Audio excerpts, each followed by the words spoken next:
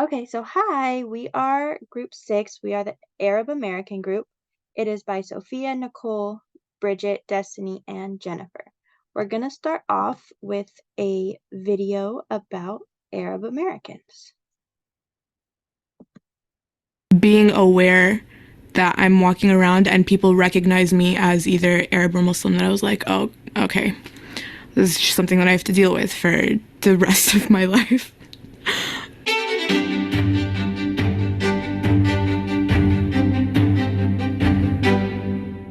People get to know you, and like I said, they don't automatically think you're Arab or Palestinian, and then they find out you're Palestinian, and then it's like, oh, well, it just gets awkward. I don't know what it is. If I'm not being mistaken for, being Mexican or Cuban, I'm always having to explain, where I'm originally from. Even though I was born and raised in Southfield, Michigan, I have to say my family's Lebanese, even though I only have a U.S. passport. In class, if we're talking about Arabs or if we're talking about Muslims in history or politics or whatever, you kind of like feel this like tension in the air, and all the eyes start to turn at you, like waiting for you to say something. I will ask students, I'll do an exercise with them. So if I say three words like Arab, woman, Muslim, like what are the first things that come to your mind?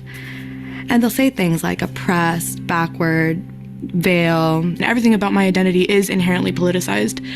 Being a woman, being Arab, and being Muslim, like those are three very complex identities. One time we were at the airport, my dad, he has a very Arab sounding name. And in addition to that, he's way darker than I am. So instantly, people were a bit more on alert. And it was kind of especially interesting because, we're both Arab, we're both from Syria, he's literally my dad, the same family. But just like that instant, they felt threatened by him, even though me and him were practically the same person. A driver. It's like 4 or 5 months ago, when I was talking about that I came here and I love writing, and as an Arab, you're not in the right place. That's what I understand from the way he was talking to me. If I'm an Arab, I don't have the right to say what I think about. In 1987, I was 4 at the time, and federal agents came into my house and arrested my uncle. That was like the first moment where I knew that being Palestinian specifically, and Arab probably more, I guess broadly speaking, meant something different. On the one hand, I'm Arab and Muslim, and on the other hand, I'm also American. So sometimes balancing those two sides gets difficult, and I think you reach a point in your life where you find that balance and you become proud of that balance. I remember this happened to me actually a couple weeks ago. I was in Westwood and we were driving. We needed to park somewhere, and we asked this one lady who was stopped. She had her car lights on, like she was gonna reverse out essentially. And while she was reversing, like she let us take her spot. And then she drove up right next to us and she looked at us and she was like, "By the way, I just want to say, I am so sorry for Trump. Like, I'm so sorry." But I was like, "Aw, that's cute. Like, that doesn't really happen often. Arabs and Muslims, we don't hate all white people just because y'all have Trump." Like, people go to the media because they feel like, or they kind of absorb what the media has to say because they don't always have a peer from that background to talk with. And it's just kind of like, have an open mind, listen to listen, don't listen to change someone else's point of view. People are told to be expressive and be themselves, and at the same time they're being persecuted for that, in the sense that being yourself should be normal. And I think that's what we should strive for.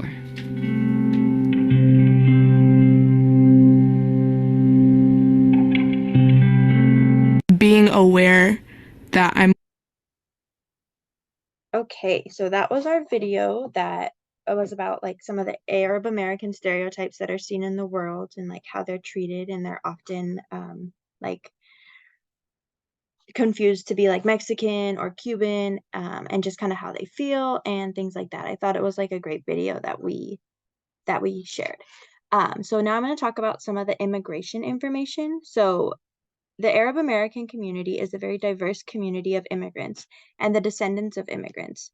It's roughly 3.7 million people.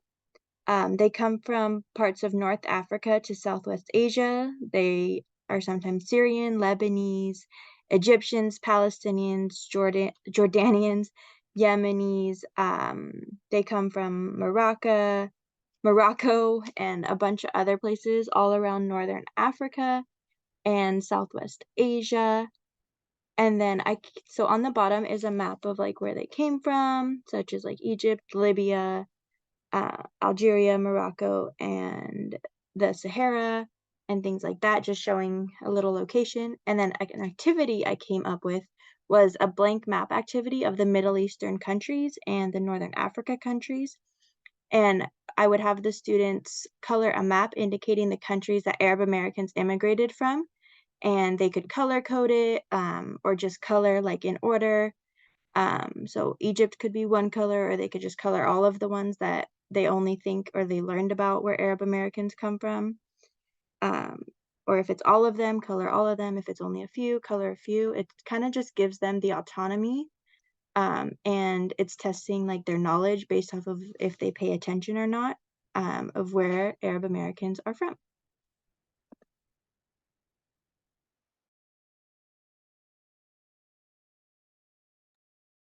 Okay, so my name is Sophia, and I will be talking about the Arab American origins. So first we have the first wave immigrants, which is the Christian majority, and they first immigrated to the United States primarily from what is now Syria and Lebanon. Early immigrants did not have direct association linked to specific Arab countries. Greater part of Middle East under rule of Ottoman Empire. As such, most of the Arab countries that exist today did not exist during this period. First wave immigrants are now second and third gen and assimilated into American way of life. Next is the second and third wave immigrants, which is a Muslim majority. After World War II, many of present-day Arab countries were well established, and more immigrants were Muslim at this time. Political events in Middle East, e.g. establishment of Israel, 1948, contributed to increase in Arab immigrants in the U.S. War of 1967 between Israel and the Arab states resulted in a large number of Palestinian refugees who were scattered throughout many Arab countries and other parts of the world, including U.S. Arab Americans are now the fastest growing groups of immigrants, with liberalization of U.S. immigrants policies in 1965, settling all over U.S., especially large cities such as Chicago, New York, Detroit, and Los Angeles. More than 2/3 of Arab Americans today are Christian, but recently the majority are Muslim.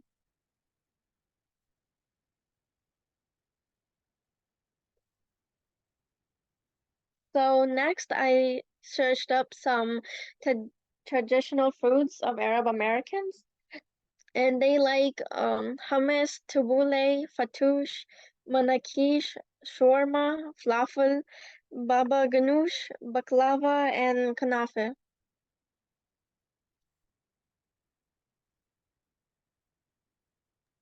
And next is just a video.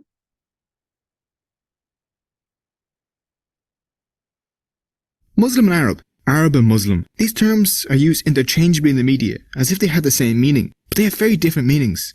Look at these two cogitos. By looking at them, most people would assume that they are Arab Muslims. One is in fact an Arab, and the other is a Muslim. He is an Arab from Egypt and is a Coptic Christian, while she is a Brazilian and a Muslim. So what do Arab and Muslim mean? Let's find out.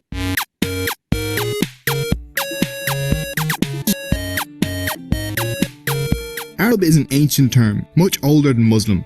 It was first used in the 9th century BC, and it was used to refer to the Semitic people that inhabited the Arabian Peninsula. The Arab identity evolved long before Islam arrived. There were Christian Arab kingdoms and even Jewish Arab tribes. The Arabs spread out from the Arabian Peninsula under the Rashidun, Umayyad and Abbasid Islamic caliphates, creating one of the largest empires on earth, spreading all the way from France to China. However, this is the historic Arabic world. What about the modern one?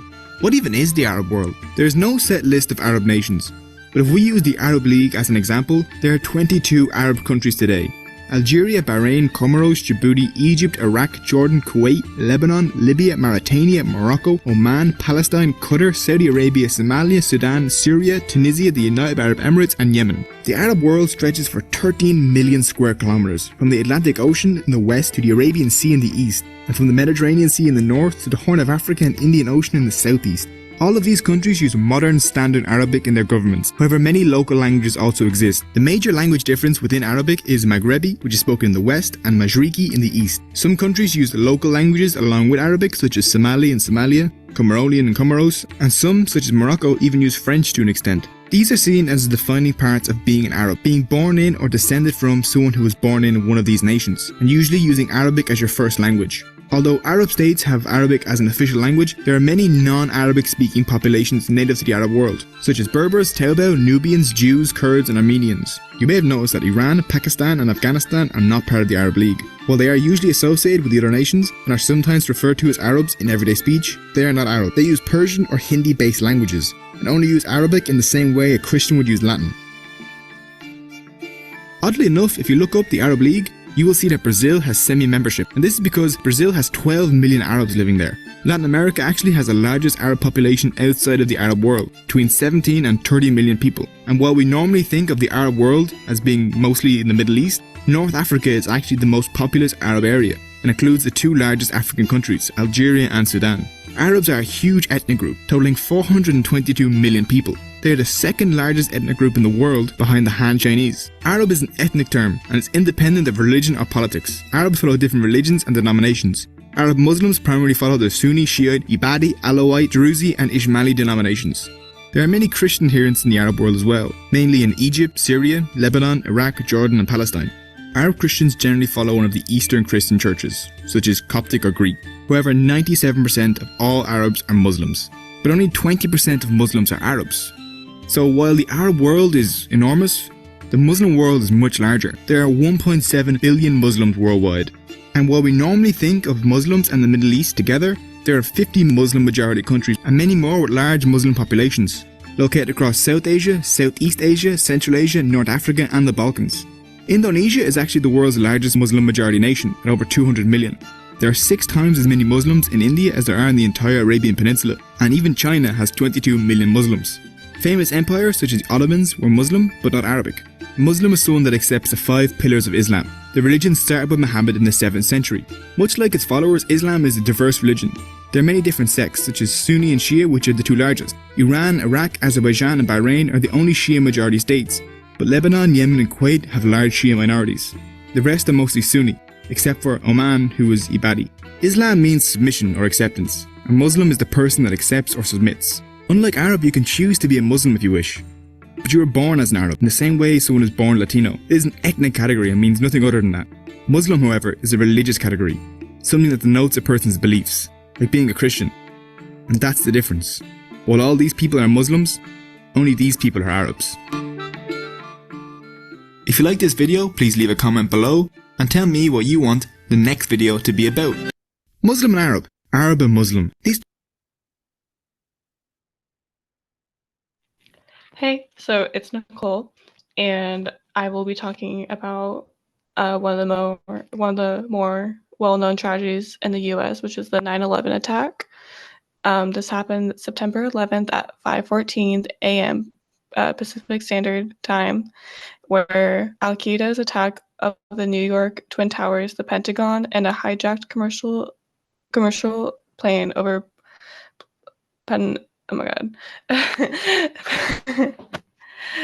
Pennsylvania left many deaths, about 3,000, and injuries, about 6,000. This attack launched a global war against Taliban in Afghanistan, ordered by President George W. Bush. The next month in October, Osama bin Laden was put under most wanted terrorist list, but hid from capture until a decade later in 2011. Bin Laden was killed under orders of President Obama in northern Pakistan. This war had changed how Americans view their safety. Airports became more stricter on who and what can board.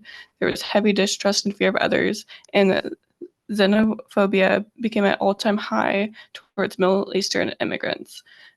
the last living founder, Amin Zawahiri, was killed by a drone in 2012 or 2022. And the next video that's going to pop up is showing the differences that have happened since the 9/11 attack.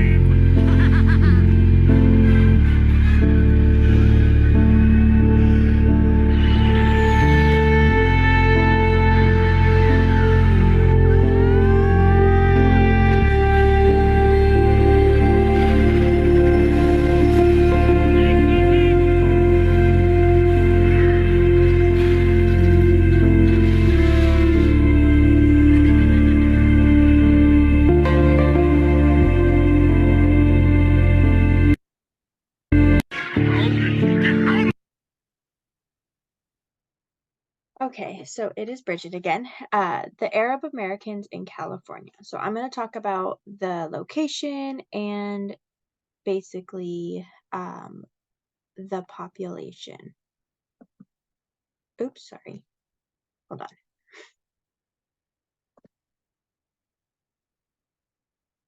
So the population in California who were identified as having Arabic-speaking ancestry grew from 42% between 2000 and 2016. Arab Americans reside in 56 of the 58 counties in the state. Some of the ones that we see the most Arab Americans residing in are Los Angeles, San Diego, Orange, San Bernardino County, and Riverside County. So there's a graph on the left-hand side that shows you about how many Arab Americans reside in each of those counties. So if you look, Los Angeles has a little over 80,000. San Diego has a little bit between 40,000 and 80,000, and so on and so forth. And then Orange County has around 40,000. Most Arab Americans ethnically identify as Lebanese, Syrian, Egyptian, Iraqi, Jordanian, Palestinian, Moroccan, Arab, or Arabic. And the little circle graph on the bottom just shows pretty much the percentage as which the people identify. So as you can tell, a majority of them are Iraqi. There are more Egyptians, and then there are some from Syria, Jordan, and Lebanon that are in that little circle graph. And then the next one is an activity that I came up with, which is the counties in California activity. So essentially, they would pick a county in California. They would find out how many Arab Americans are in that county, research if there are any churches that the Arab American people attend, if they're like Muslim, Catholic, Christian, any type of thing that is an identifier for that county. Find out about the Arab American culture in that county, if there's any stores that they go to, anything that like promotes to their ethnicity and culture. There will also be a notes page for all of the other students to put information on from other counties. So by the end of everyone's presentation, there'll be a book collection of all of the counties in California and the population of the Muslim or Arab Americans and where they're located, if there's any resources or anything for them that would go along with it. And then each of the students would present their county. And then, like I said, after all the presentations are complete, there will be a book of all the counties. So then the students can refer back to it if needed. And then on the side is I put the counties in California, so the students would just pick one and then do their research, color it in on theirs, and then it would just be a whole booklet that they could refer back to when they're done.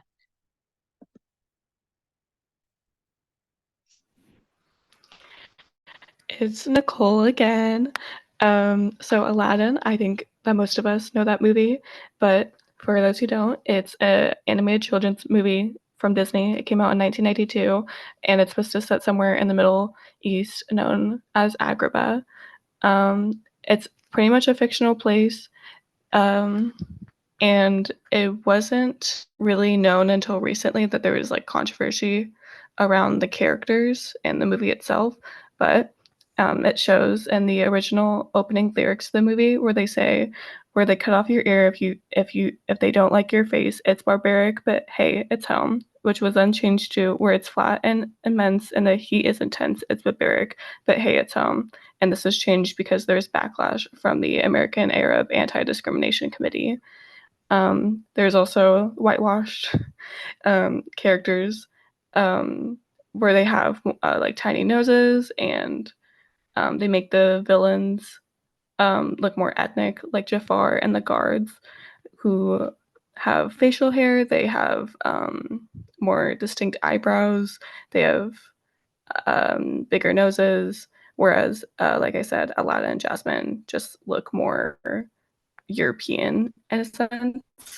And then there's also sexualization of Arab women because they see Jasmine and belly dancers dressed with not a lot of skin. So I think this led to the idea that all Arab women or those who practice in belly dancing should be objectified because of the art.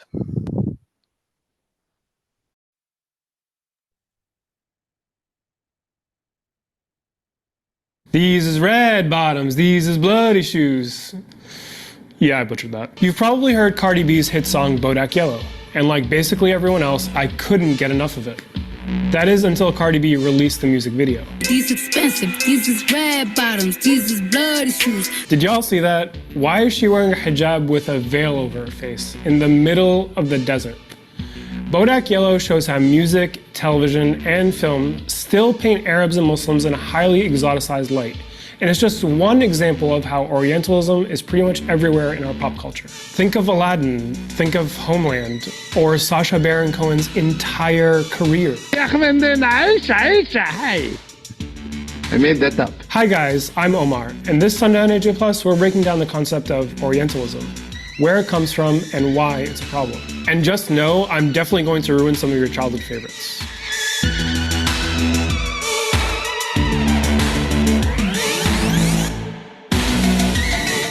I can show you the world. And now I'm about to drop a whole new world of knowledge on you. Aladdin was one of the most Orientalist films of all time. And Professor Walter Denny, who's taught Orientalist art for decades, agrees. Like those first 3 or 4 minutes of the Disney movie Aladdin are basically very prejudicial. They create a very, very false and very, very prejudicial view of the Islamic world. Before I upset you anymore, let me tell you why it's so bad by explaining what Orientalism is. Historically, Orientalism refers to the study of the Arab and Muslim world, or what was for a long time referred to as the Orient, which included more than just Arab or predominant Muslim societies. And the discipline basically looked at those societies as though they were interchangeable, inferior, and well, mystical and savage. Just the fact we say there's an Arab or Muslim world is proof of how pervasive that way of thinking was and is. But now, Will Yeomans, a professor of media studies and public affairs, says the definition has evolved. It's become to mean something else, a critique actually of a particular way of knowing about that part of the world. The late Palestinian-American professor, author, and activist Edward Said wrote the book on Orientalism, making his Palestinian Arab identity central to his work. Fanaticism, violence, etc., always associated with the Arabs, with Islam, so on and so forth. Arabs are always being killed. They're always associated publicly in the public mind, in the public image, with what is negative and regressive. He called his book Orientalism, and it forever changed the way we think of Western depictions of the Arab and Muslim world. Said also said Orientalism relies on letting Westerners interact with the Orient without ever losing the upper hand. Basically, it's about power. And his criticism was that the study of it, the scholarship about the Middle East and the Near East and South Asia, was really based on a lens of empire. Said also said Orientalism presented imagery of a mysterious land full of secrets, monsters, and sensual women. But the depictions weren't just about exotification.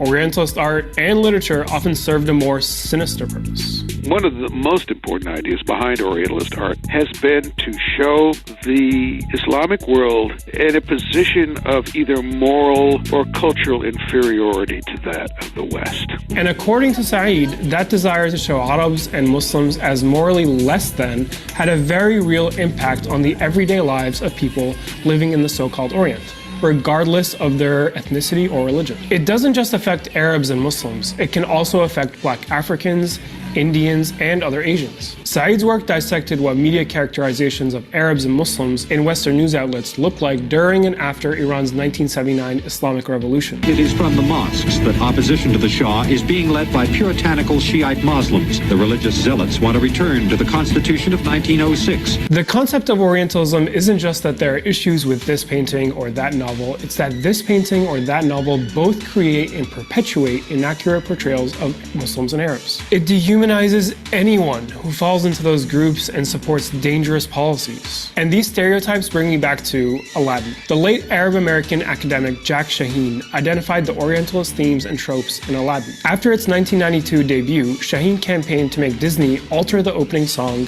Arabian Nights. And you probably don't remember this line. Where they cut off your ear if they don't like your face. It's barbaric, but hey, it's home. Seriously, he just referred to a made-up Arab land as barbaric and put it to a children's beat. Shaheen responded in the LA Times and he said it was a painful reminder to 3 million Americans of Arab heritage as well as 300 million Arabs and others that the abhorrent Arab stereotype is as ubiquitous as Aladdin's lamp. You might not be able to say that it's racist, but you can say it's a misrepresentation of cultures, and it's a blending of cultures, all to serve the purpose of sort of this mainstream American entertainment. Shaheen also said these pictures would impact an audience's understanding of the Arab world and have a real-world impact with the negative portrayal of Agrabah serving as what he called Hollywood's fabricated Arab land. Well, he may be right. In 2015, as the US bombed ISIS in Iraq and Syria, a poll found that 30% of Republican voters would support bombing Agrabah. And before you agree, Agrabah is the fictional country in Aladdin. It's not real. Other activist groups criticized the film's character portrayal with Aladdin and Jasmine having anglicized features and American accents. You're not free to make your own choices. Sometimes you feel so... You're just... trapped. And the rest have really fake Arabic accents and far less attractive physical features. I had to slit a few throats, but I got it. But Aladdin is not the only film in recent memory to use Orientalist imagery. There's also Prince of Persia, Gods of Egypt, 300, Munich, Zero Dark 30, and American Sniper. But that didn't stop some of those from winning Academy Awards. You might say Aladdin is old news. Why bring it up at all? Well, it's coming back as a live-action feature, and it doesn't seem like much has changed at all. The movie's already been accused of whitewashing the story with the creation of white characters like Prince Anders. If you're going to spend a lot of money on it, you can't really do anything real. It has to be imaginative, it has to play to fantasy, therefore it has to rely on stereotypes. Orientalist imagery has also managed to creep onto the small screen. Television shows like Homeland and 24 are among the biggest culprits, with Arabs and Muslims often portrayed as terrorists or violent individuals hell-bent on destroying the United States and or Western civilization.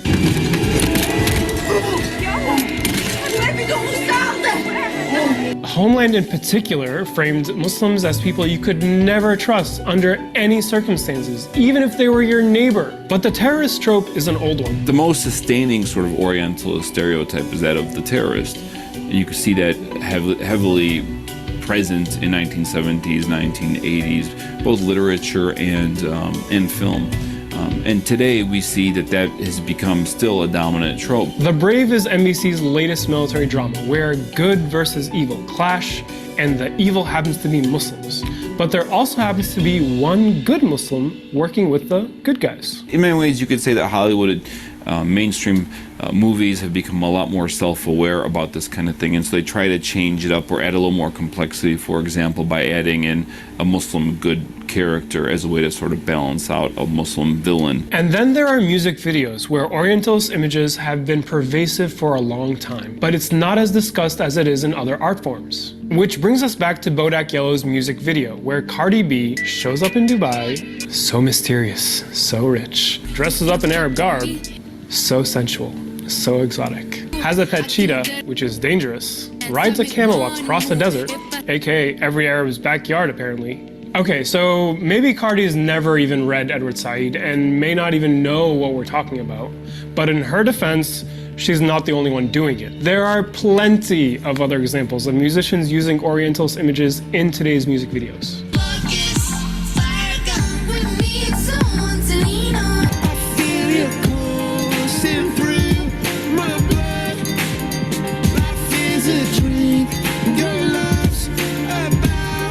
I see it as a form of sort of silencing.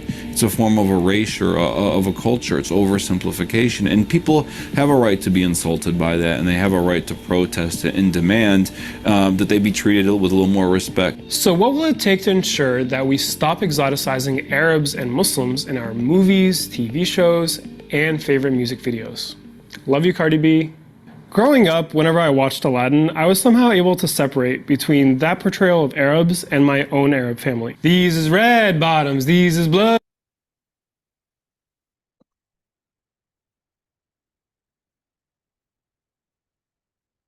These is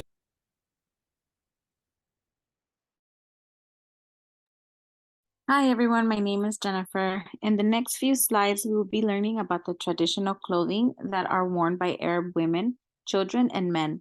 We will also be learning the different materials that were used.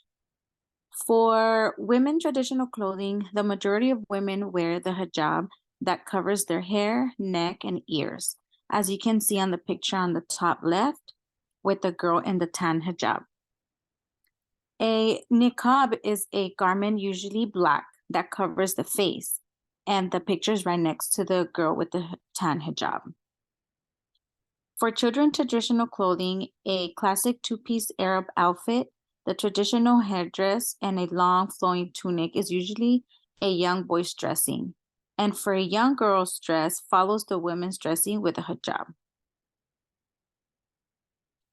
Men's traditional clothing are some men can still be seen with a kifaja, a scarf like piece that goes on their head, and it's worn different ways depending what event you are attending. This is accompanied with also a long tunic and is demonstrated on the bottom right picture.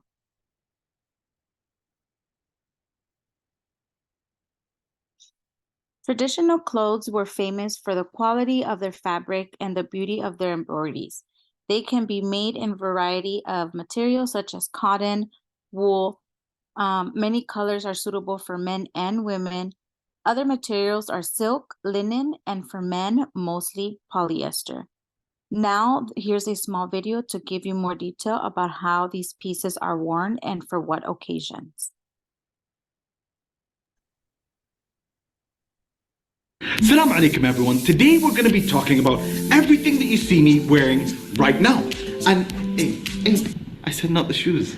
The house slippers, we can't. Now a lot of you may look at the Kendora and think it's pretty much the same thing, but there are different styles that we wear it in, and depending on that style, people can tell where we're going or what we're doing. Let's test it. Okay, so for this we're going to invite Sarama in, who's in her traditional. So based on what I'm wearing now, where do you think I'm going?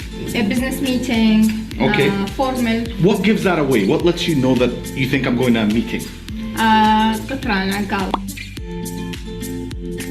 Okay, so when she saw this, even though it was wearing this, she knew it was for a formal event. So now I will switch it up a bit and see what she thinks then. Give me a second.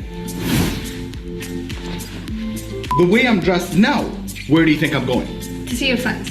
What makes you think I'm going to see my friends? The way you wear your ghitra. Ah, okay. What's this called? Hamdaniya. All right. So Hamdaniya is the more casual way to wear it. It's the more informal way. You see a lot of kids wearing it, but when adults wear it, it's usually for an informal hanging out, going to see friends, do some errands. You get the drift. Now let's switch it up again. I'm wearing the same clothes, but now I've got a cap on. Where am I going? Grocery shopping. That's probably, yeah. I didn't think about that actually. Yeah, do you need anything? No, good. Okay. All right, so probably the most common question that tourists have, or even friends, classmates that come and visit here, is how do they tie this around their head? So it initially starts like this. So this is probably like how I wear it for a formal thing, but if you want to make it casual, a couple of steps and you're almost there. Anyway, we take this off, take this, and you fold it up. This is gonna be a very quick way of doing it. So there, it's folded. The same thing I was just wearing. Put it around your head, like such. So now we've got our two pieces here. We're gonna give them a little twist like that. Then you put them both behind. I like to do it both at the same time. You bring them around like this. Right, you keep one down and you fold one across the top. Like this. Then you use the other one to come across, and it holds this one in place because it's nice and tight. And you bring this and you tuck this in the back. You pull it all down, so it's all nice and flat against the head. And this you can either keep it out, looks all right, or you can tuck it in the back. And this is not perfect. I'd usually play with it a couple of times so it looks great from the front, but this is pretty much your quick way of doing it. Not that difficult. Like, kind of like a bandana. Yeah.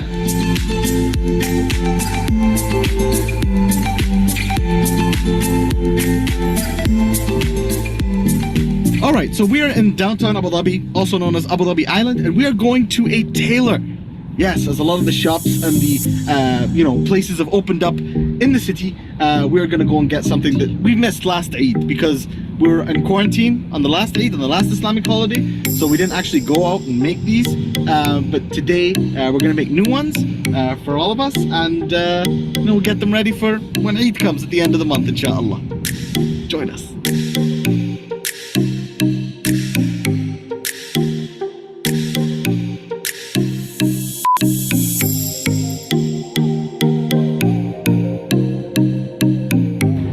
At a tailor now, and we're gonna take a deep dive into our clothes. Now, the first thing I want to ask you is, where do you think the material comes from?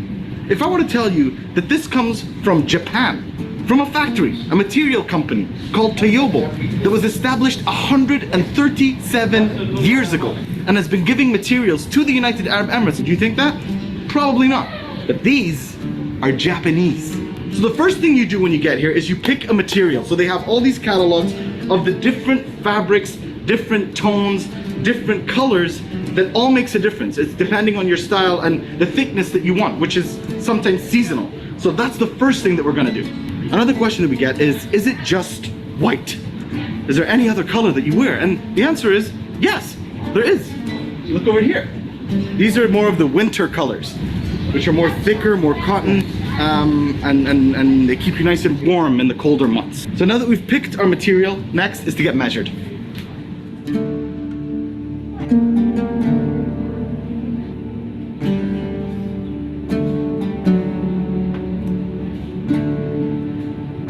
So here are the options of the tassels that we could put here. Think of it as like kind of like a tie, and it actually has like a lot of place in our history.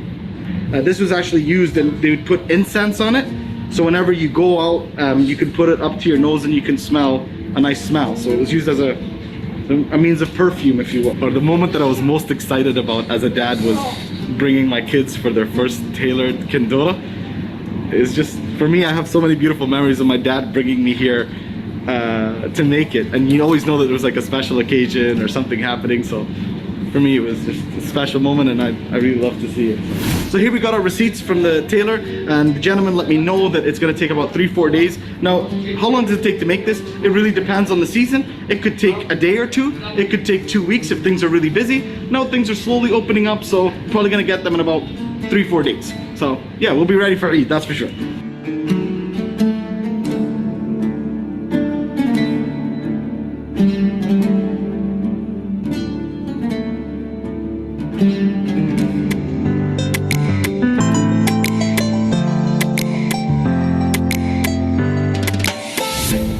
So that is the story of what we wear. A bit about the history, a bit about where it comes from, but more importantly, the message that it represents. One of humility, one of unity, one of a sense of pride that we each have every day we walk out of our house representing this country. A culture that we will love forever. Much love, and God bless you all. Assalamu alaikum everyone. Today we're going to be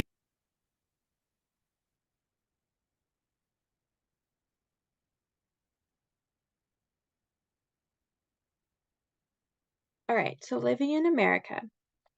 So like other immigrants, Arab Americans came to this country looking for a better life. The early immigrants worked as peddlers, grocery store owners, and manual laborers.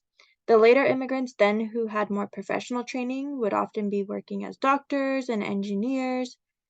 Arab Americans are remarkably diverse, living in rural and metropolitan areas.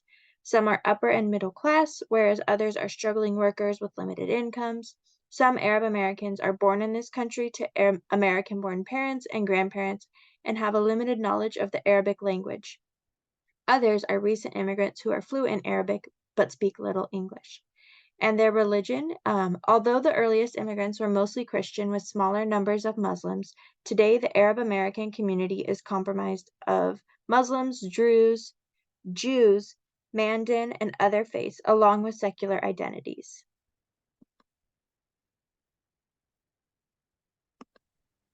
Hello, my name is Destiny, and I'll be speaking about traditional Arab weddings. Similar to American weddings, it has this sort of like structure, starting with the proposal called the talib, where the groom and sometimes his parents join to ask the bride for her hand in marriage.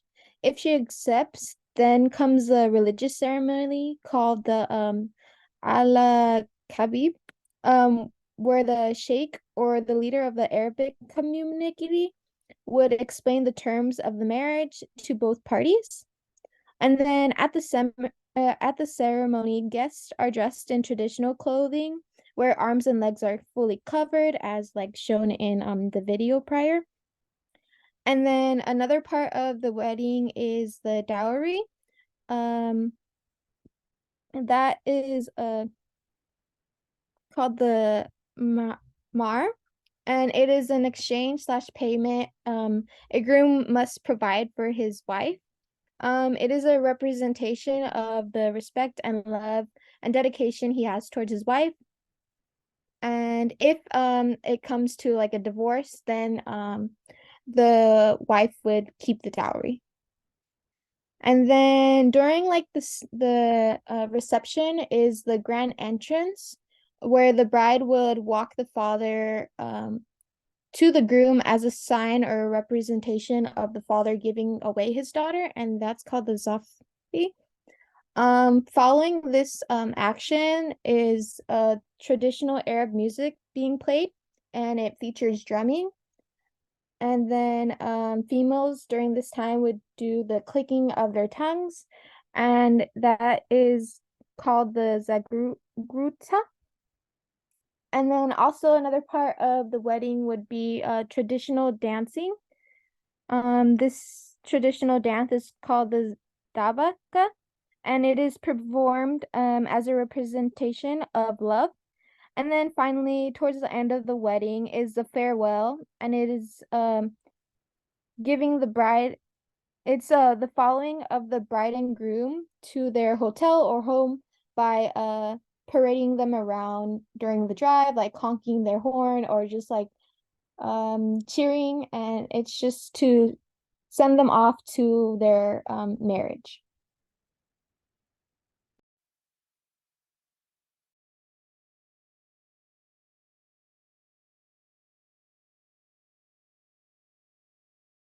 Sorry. And then so these are just some pictures featuring the steps of the wedding. So in the top corner is the traditional dance, and then the bottom left corner is the signing of the dowry, and then on the right it shows the entrance of the bride and her father, and then you can see like on the right of the photo is the traditional playing of drums.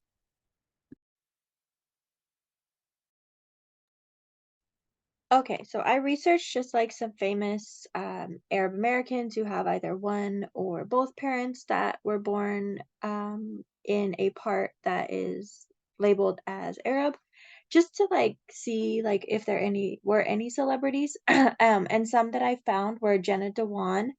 Her father is part Polish and part Lebanese.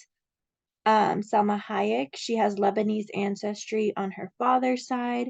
Jerry Seinfeld, his mother was born in Aleppo, Syria. Paula Abdul, her father was born in Aleppo, Syria. I just thought it was interesting, and I wanted to see like what type of or what people had Arab American descendants and things like that, just to see. And a lot of these people have many multiple ethnicities and cultures, but it was interesting to see like who was included in this community and culture.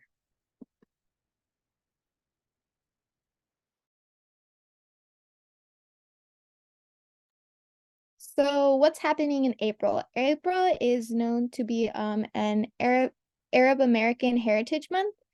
So this is important opportunity for schools and staff to celebrate and educate students on Arabic culture and traditions.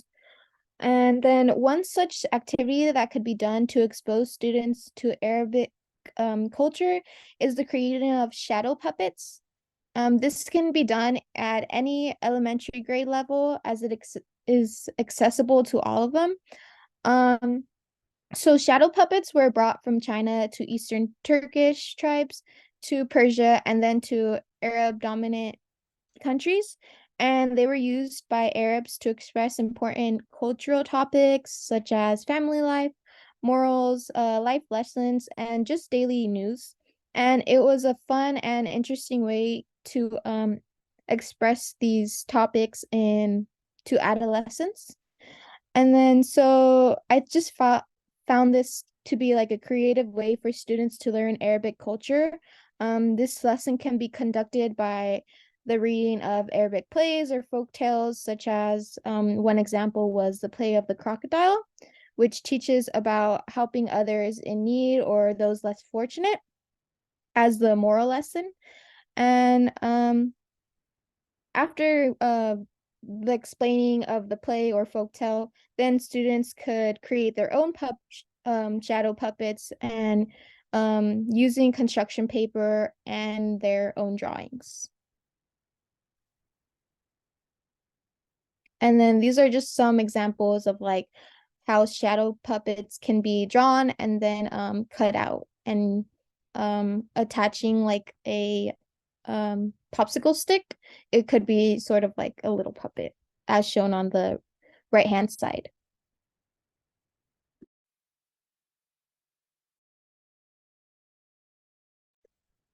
And that is the end of our presentation. Thank you for watching. Hope you enjoyed.